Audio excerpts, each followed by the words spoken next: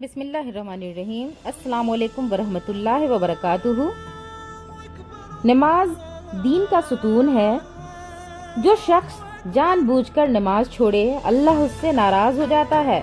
रसूल अल्लाह सल्लल्लाहु अलैहि वसल्लम ने फरमाया, इंसान और कुफ्र के दरमियान फर्क नमाज है। ये सही मुस्लिम की हदीस है। नमाज छोड़ने वाले के घर में न कोई बरकत रहती है, न दिल को सुकून रहता है। क़यामत के दिन सबसे पहला हिसाब नमाज का होगा।